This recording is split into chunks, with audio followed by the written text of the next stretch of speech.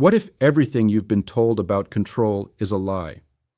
What if the harder you try to control your life, the more trapped you become?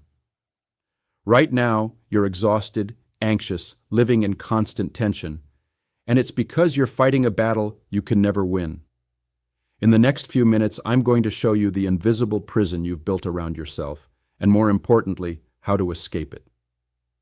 This ancient wisdom changed everything for me, and it's about to shatter everything you thought you knew about strength and freedom. Don't click away, because what comes next will transform your entire existence. Welcome back to PsychCore, where we dive deep into psychology and ancient philosophy to help you break free from the patterns that keep you stuck. I'm here to share insights that can genuinely change your life. If you're new here, make sure to subscribe, because today we're exploring one of the most powerful concepts you'll ever encounter. Let's begin. Do you feel like you need to be in control of everything? Your plans, your emotions, your reactions, your future, what others think of you? Do you live with that subtle or sometimes overwhelming tension that if you let your guard down for even a second, everything will collapse? Perhaps you don't even realize how trapped you are in this way of functioning. But here's the truth. If you're tired, frustrated, anxious, if you feel like you're living in a constant state of alert, you're likely living under the tyranny of control. And here's the brutal reality. The more you try to control, the more controlled you become. This isn't just a catchy phrase. It's a psychological trap that Alan Watts exposed with disturbing clarity. He understood something that few have dared to face. Our obsession with control is actually a symptom of deep fear. Fear of unpredictability, fear of pain, fear of failure, fear of loss, fear of not being enough. And this fear leads us to fight against the very nature of life, a nature that is, by definition, fluid, unpredictable, and untamed. Society has taught you to behave as if you were the absolute commander of your existence. Take control of your life. You're responsible for your destiny. Don't depend on anyone. These phrases have become modern mantras. But Watts asks a challenging question. What if this relentless pursuit of control is not strength, but a disguised form of desperation? Think about your life for a moment. In the times when you tried the hardest to control everything, the relationship, the work, the emotions, even the timing of things, how many times did that actually work?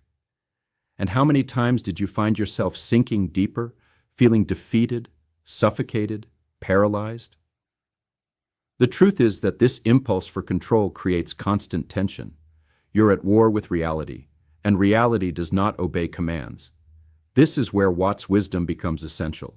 Inspired by Taoism, he presents us with a radical alternative, Wu Wei, the art of acting without forcing. It's not passivity, it's intelligence. It's learning to move with the current, not against it. It's recognizing that water doesn't break stone by force, but by persistence and fluidity. It's realizing that the stiffest tree breaks in the storm, while the bamboo that bends survives. From a very early age, you were conditioned to believe that there's a separate you from the world. That there's an isolated self, closed within your body, observing reality from outside, as if controlling a game with an invisible joystick.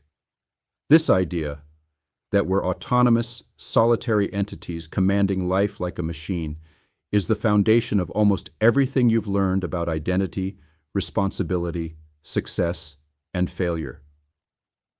But what if this idea is a lie?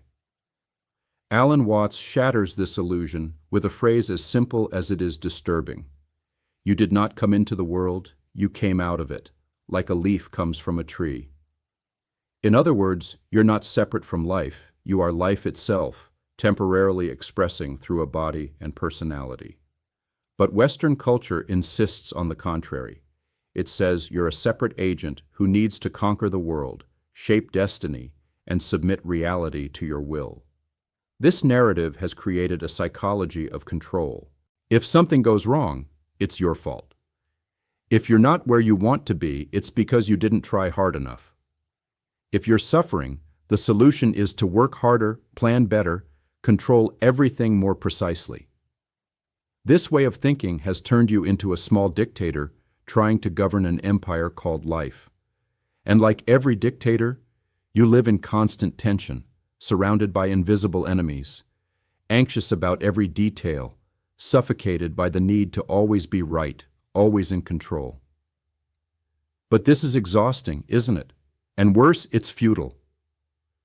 You don't control the beating of your heart. You don't control your digestion. You don't control your deepest thoughts. They arise spontaneously, unpredictably. So why do you believe you can control life as a whole?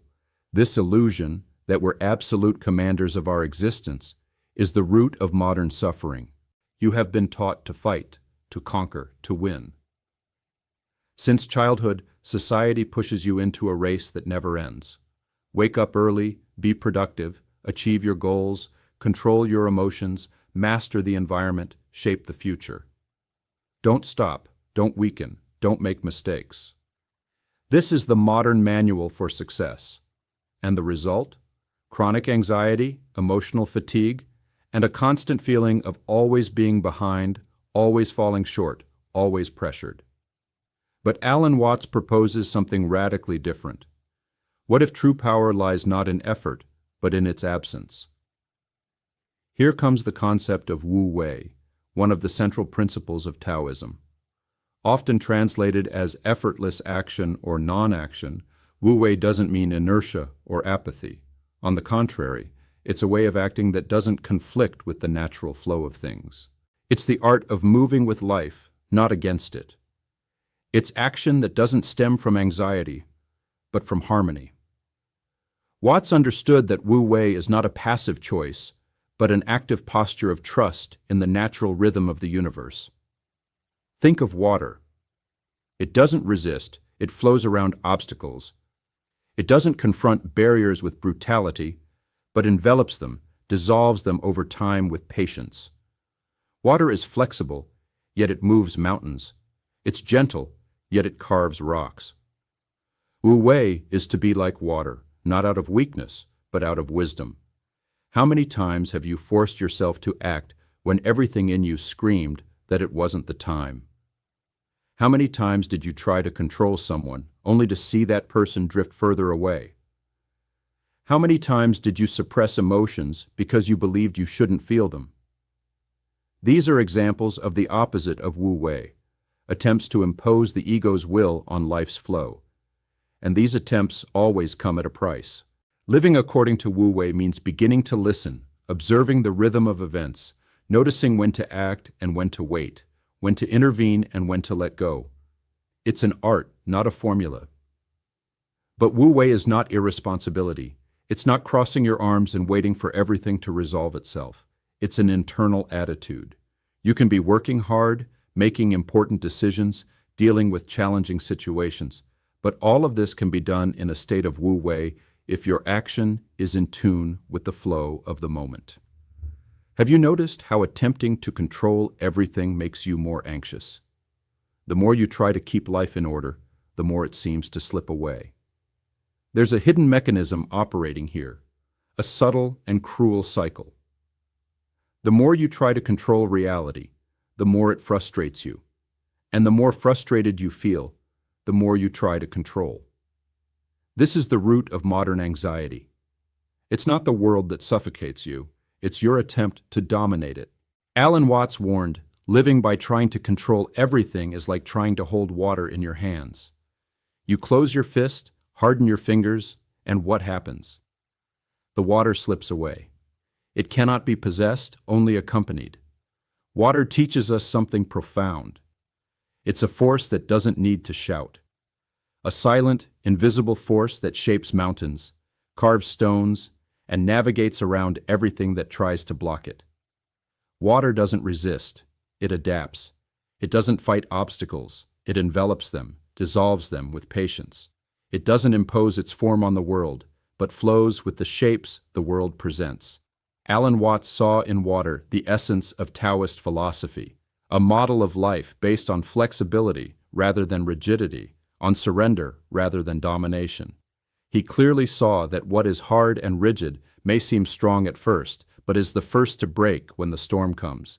Meanwhile, what is flexible and adaptable may seem fragile, but it's what survives. So how do you apply this in real life? Start where you are. Wisdom is not in great revolutions, but in small course corrections. In your relationships, stop trying to change someone. Instead of reacting automatically, observe. Instead of pushing, embrace. And it's precisely there that something magical happens. The other changes because you've changed the space where the relationship occurs. At work, instead of trying to control outcomes, cultivate rhythm. Instead of seeking efficiency at any price, seek coherence with your internal state. Results often improve because they come from a more genuine place. On the emotional level, stop treating your emotions as internal enemies. Instead of repressing, feel. Instead of judging, listen. Instead of fighting what you feel, ask, what does this want to show me? This simple shift transforms pain into wisdom, discomfort into clarity. We've reached the most uncomfortable and perhaps most liberating point. The control you seek so desperately doesn't protect you. It imprisons you. Alan Watts showed us that while you believe you're in command, you're deeply disconnected from life's essence. You're trying to guide something that cannot be guided. You're demanding certainties from a universe in constant transformation. You're trying to freeze a river. But life is not a project to be executed. It's a flow to be experienced, a mystery to be lived. The freedom you seek is not in control. It's in surrender. Not blind surrender, but lucid surrender. A conscious daily choice to no longer react with fear, but to respond with presence. Watts said that the separate self, this ego trying to impose itself on life, is an illusion. You're not a commander observing the world from outside. You are the world itself experiencing yourself. And from the moment you recognize this, everything changes. You stop fighting and start flowing. You stop hardening and start adapting. And at that exact point, something new is born. A peace that doesn't depend on circumstances, a freedom that doesn't require control, a strength that doesn't need to win because it's already in harmony with everything. So here's my question for you. In which area of your life are you trying to control everything the most? Drop your answer in the comments below. I genuinely read them all, and your insights help build this community. If this resonated with you, hit that like button and subscribe to PsychCore if you haven't already. There's so much more wisdom to explore together. The next video continues this journey, and if you're ready for real transformation, you need to see what comes next. Thank you for being here and being open to growth. I'll see you in the next one. Until then, remember, release the grip and discover what true freedom feels like. This is PsychCore, and I'll catch you soon.